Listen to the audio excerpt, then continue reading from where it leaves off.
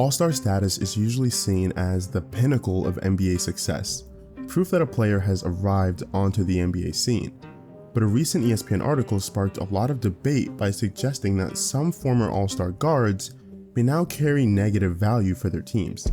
So today, we're going to see if those claims are true.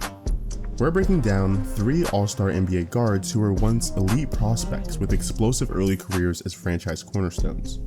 Let's see if we can separate reputation from reality. Ja Morant is one of the clearest examples of how fast NBA value can rise and fall. Morant won Rookie of the Year in 2020, then followed it up with a true breakout during the 2021-2022 NBA season. That year, Ja looked like a future face of the entire NBA. Our NBA comparison tool rated him at a 95.9 overall that season, which is elite territory, placing him around 9th in the entire NBA in overall production. Our HooperImpact tool rated him at a 97 player impact metric and a contribution percentage of 14.2% in the regular season. This means he was largely responsible for a lot of the Grizzlies' production that year, which makes sense since Ja was ranked 13th in impact across the entire league that season. For context, in the same 2022 season, MVP runner-up Joel Embiid had an impact metric of 117.5 and a contribution percentage of 18.9%. So for a player like Ja to approach those numbers in just year 3 of his NBA career is insane, like disgustingly high potential. Looking at HooperROI, this immense value was reflected in Ja's contract, as his contract value rating was a 10 out of 10, and he had an overpay index of 0.52, meaning he was playing at the level of someone making almost double his salary. These values are derived from a player's win shares relative to the league average. At that point, Ja was more than an all-star, he was the Grizzlies' franchise engine. But fast forward to this season, and the drop-off is somewhat dramatic. Ja's win shares have fallen from 6.7 in 2022 to negative 0.2 this season. Our same NBA comparison tool now grades him at a 77.2 overall, with worse production across nearly every category except for assists and free throw percentage. He's gone from top 10 in the league in production to not even cracking the top 50. His impact has declined significantly as well, going from the player with the most impact on the Grizzlies in 2022 to the 9th most impactful player on the roster as of right now, with an impact metric of 25.8 and a contribution percentage of just 5.6%. An obvious but still major factor here is availability. Ja has struggled through repeated injuries throughout his career, including a labral tear in January 2024 that caused him to miss the rest of that season and resulting in him playing only 9 total games. Despite his injuries though, his numbers actually held somewhat steady in the 2025 season, but ultimately dropped off this season, which is where we get into talks about negative value. See, win shares represent how many wins a player contributes. If that number is negative, the model can't justify any positive value tied to that contract. In fact, you could argue that if a player has negative win shares, they're actively hurting their team's chances to win, which means that yes, by definition, Ja Morant currently carries negative value. Not because of reputation or attitude like some might say, but because the on-court impact and production relative to salary no longer add up to wins.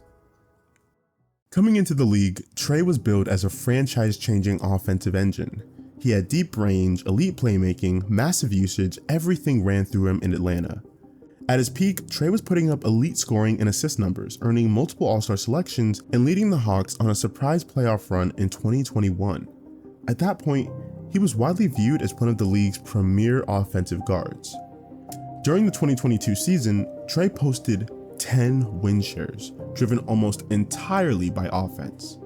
Our NBA comparison tool graded Trae at a 96.4 overall, largely on the back of scoring volume, assist creation, and exceptional shooting splits.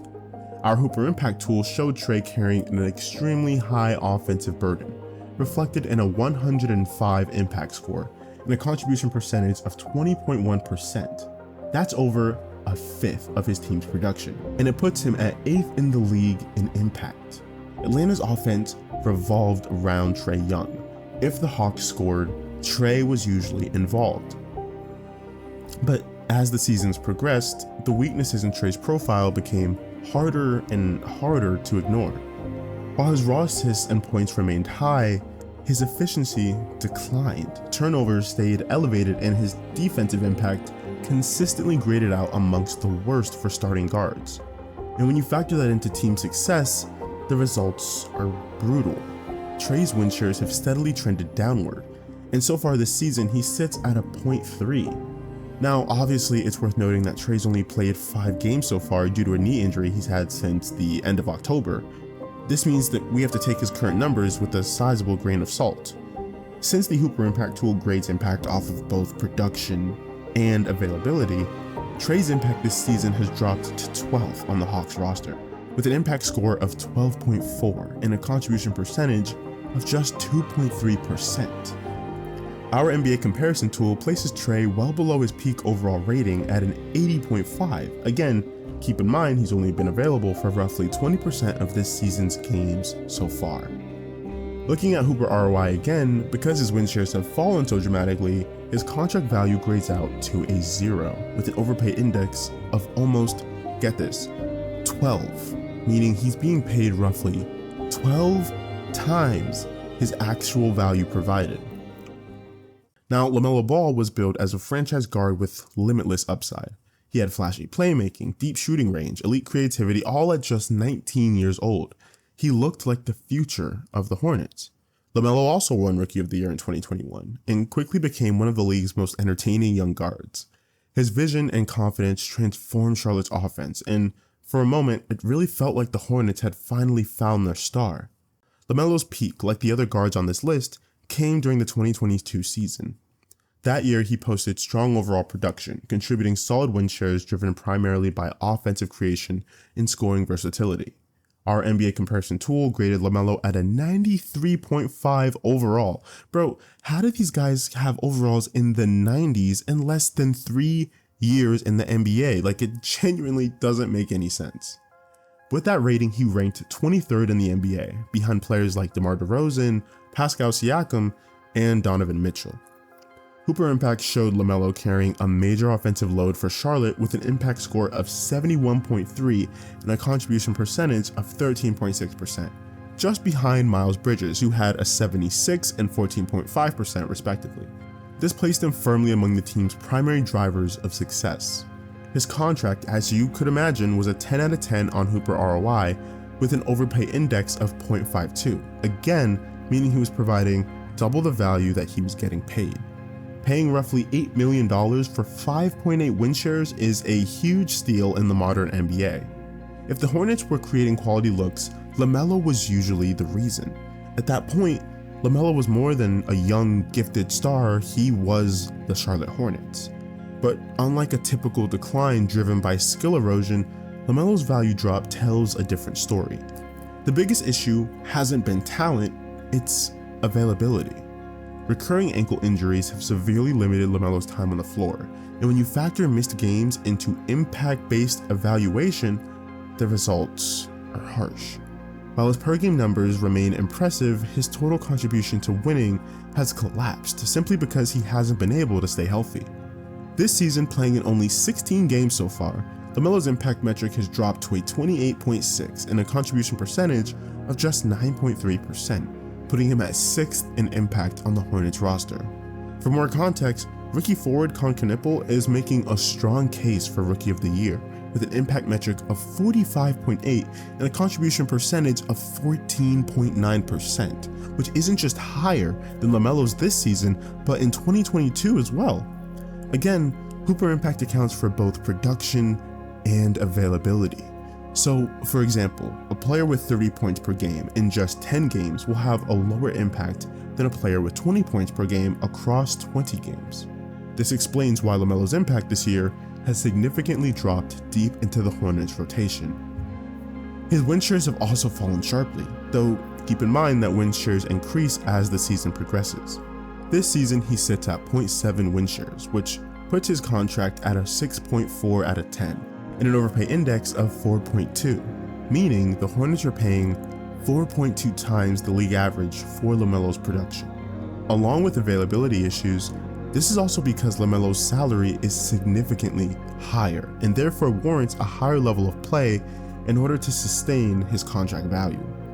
The NBA comparison tool reflects this as well, placing LaMelo well below his peak rating at just 86.2. This puts him at the level of a strong role player, which is in no way a bad thing, but it is well below what we know LaMelo's capable of. So, what does all this mean? Are these NBA All-Star level, once-in-a-generation guards already washed? No, not even close. What it does mean is that NBA value isn't static, and it's not based on highlights or All-Star selections or past seasons.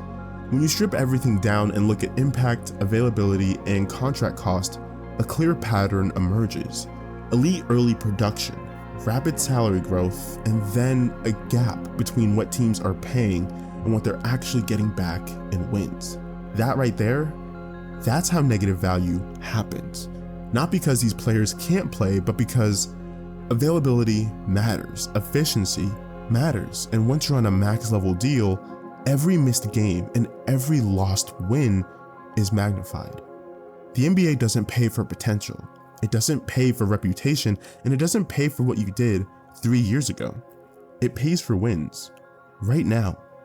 And until production and availability catch back up to the contracts, even former All-Star guards can quietly become some of the lowest value players across the league.